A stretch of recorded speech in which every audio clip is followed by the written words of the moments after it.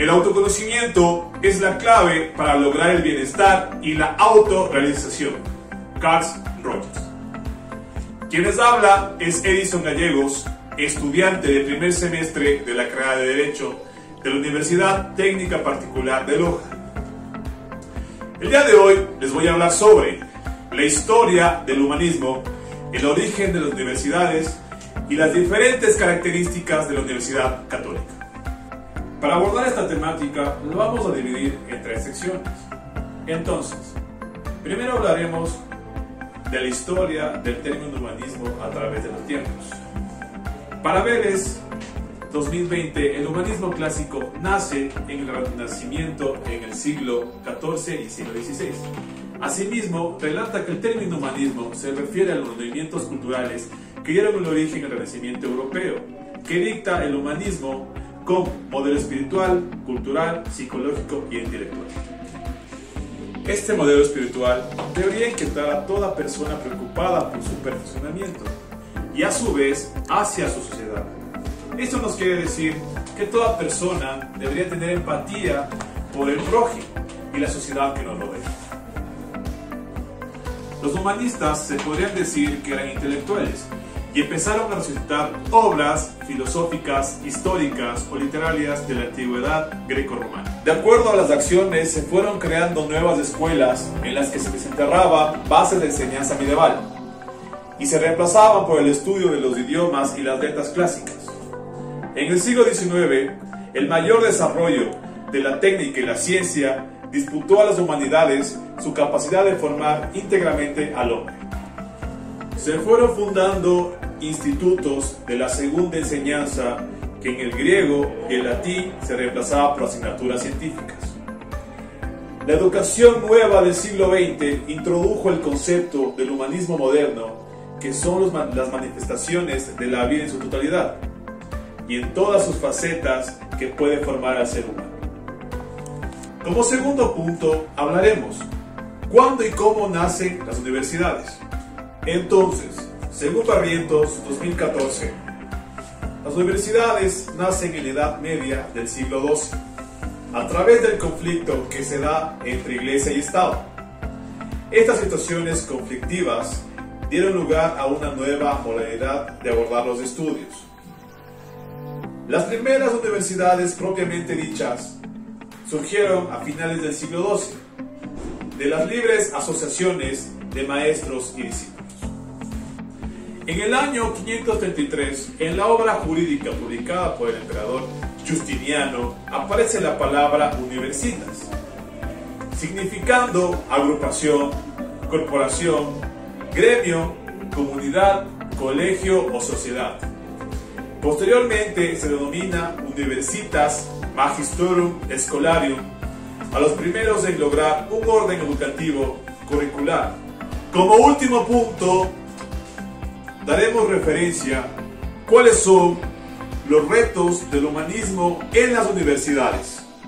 En concordancia con lo relatado por Guerrero en el 2020, tenemos a la burocracia, haciendo referencia a docentes que se creen dueños de la verdad y no tienen una orientación de darles apoyo a sus estudiantes. Esto nos quiere decir que hay docentes que no van más allá de sus aulas y sus clases dictadas, y que no permiten a sus estudiantes formar un criterio o debatir sobre un tema que ayudaría a su formación académica y asimismo ampliarían su conocimiento. Y es en este momento donde los valores de los estudiantes deberían estar en la búsqueda de su propia verdad, del ser, saber y qué hacer con sus pensamientos en la idea de la educación integral y la preparación profesional potenciada conjuntamente con los docentes. Que la educación no puede ser lineal ni estricta, sino una educación tiene que ser reflexiva, inclusiva, donde el estudiante cree competencia que puede poner en práctica en el futuro.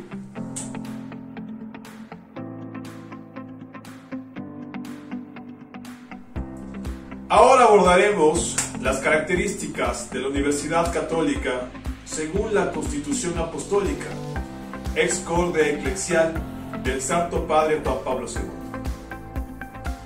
De acuerdo al artículo 1, sección 3, una universidad aprobada por la Santa Sede debe incorporar normas generales y sus aplicaciones, locales y regionales, en documentos relativos a su gobierno y conformar sus vigentes estatus tanto a la norma general como sus normas aplicadas y someterse a la aprobación de las autoridades eclesiásticas competentes.